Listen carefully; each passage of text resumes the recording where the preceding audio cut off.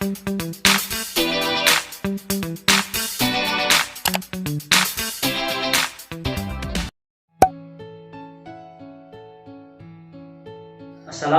warahmatullahi wabarakatuh. Selamat pagi teman-teman peserta pelatihan calon kepala madrasah yang berbahagia. Alhamdulillah kita pada pagi hari ini akan mendiskusikan tentang kepemimpinan. Sebelum kita mendiskusikan lebih jauh, kita cermati ada 4 gambar yang perlu kita cermati sebagai motivasi kita untuk memahami bagaimana peran kepala madrasah terhadap pembelajaran di madrasah, yaitu kondisi A, kondisi B, kondisi C, dan kondisi dan foto-foto yang keempat sebagai peran kepala madrasah. Dengan demikian dapat kita cermati apa peran kepala madrasah sebenarnya dalam pembelajaran di madrasah. Tujuan hal-hal yang perlu kita capai pada pembelajaran pagi ini ada 4 hal yang kita ingin capai. Pertama, menjelaskan konsep kepemimpinan pembelajaran. Yang kedua, mengidentifikasi kepemimpinan pembelajaran yang kreatif. Yang ketiga, merancang pembelajaran berreferensi sebagai implementasi kepemimpinan pembelajaran. Yang terakhir, yang keempat, menyusun rencana tindak lanjut kepemimpinan pembelajaran. Teman-teman, berdasarkan tujuan tadi, ada 3 hal ruang lingkup yang akan kita diskusikan. Yang pertama, konsep kepemimpinan pembelajaran. Yang kedua, karakteristik kepemimpinan pembelajaran. Yang ketiga, bagaimana mengimplementasikan kepemimpinan pembelajaran di madrasah. Ada lembar kerja yang perlu diskusikan secara kelompok seperti yang ada di layar tentang diskusi bagaimana konsep kepemimpinan pembelajaran yang perlu Bapak Ibu temukan. Beberapa tugas yang perlu dibaca, ada 3 hal. Pertama, bacalah materi yang diberikan oleh narasumber kepada teman-teman di PJJ. Yang kedua, diskusikan konsep dan prinsip pengembangan kepemimpinan pembelajaran menurut Anda dengan mengacu kepada konsep yang sudah ditulis atau dalam bahan pembelajaran yang dibaca. Lalu dipresentasikan hasil diskusi saudara secara berkelompok. Dari hasil diskusi tadi, kita dengar bersama beberapa hal yang dapat disimpulkan. Ada 3 ahli yang mengungkapkan.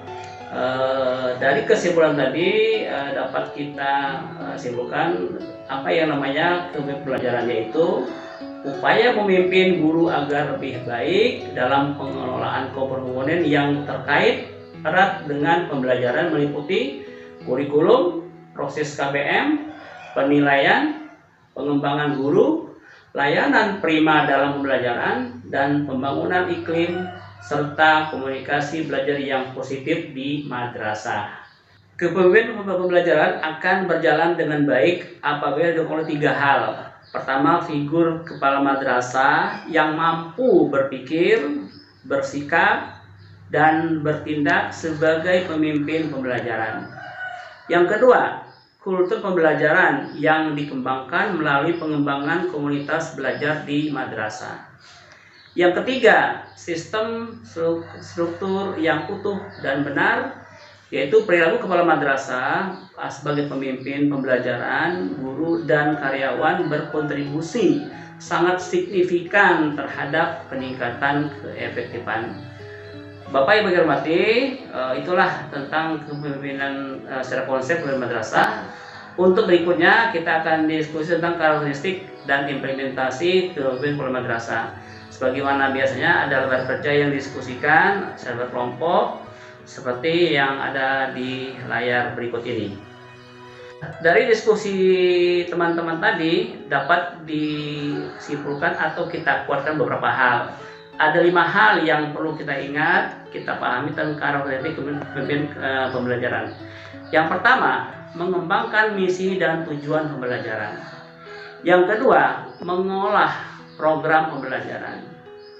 Yang ketiga, mendorong iklim pembelajaran akademis. Yang keempat, mengembangkan fungsi produksi pendidikan. Yang kelima, mengembangkan lingkungan kerja yang kondusif. Sedangkan implementasi kepemimpinan pembelajaran yang tadi diskusi oleh teman-teman dengan panjang lebar, ada 15 hal yang dapat dilakukan sebagai implementasi kepemimpinan pembelajaran di madrasah oleh kepala madrasah, yaitu merumuskan dan mengartikulasi tujuan pembelajaran, mengarahkan dan membimbing pengembangan kurikulum, membimbing pengembangan dan perbaikan proses pembelajaran, lalu mengevaluasi dan mengembangkan kinerja guru, membangun komunitas pembelajaran, menerapkan kepemimpinan visioner dan situasional, melayani siswa dan siswa secara prima, menerapkan karakteristik kepala madrasah efektif, lalu mengembangkan warga sekolah agar pro perubahan. Yang ke-10, membangun teamwork yang kompak. Kemudian ke-11, memberi contoh dan menginspirasi warga sekolah madrasah, lalu menciptakan kultur bagi pembelajaran yang progresif atau kondusif, melakukan perbaikan terus menerus, lalu melakukan monitoring dan evaluasi terhadap keberhasilan pembelajaran, dan yang terakhir menyediakan sebagian besar waktu untuk pembelajaran. Demikianlah pembahasan kita pada pagi hari ini, insya Allah sebagai bekal Bapak Ibu ketika jadi kepala madrasah, sebagai kekuatan untuk bagaimana memimpin pembelajaran di madrasah masing-masing. Terima kasih atas perhatiannya, semoga bermanfaat. Wassalamualaikum warahmatullahi wabarakatuh.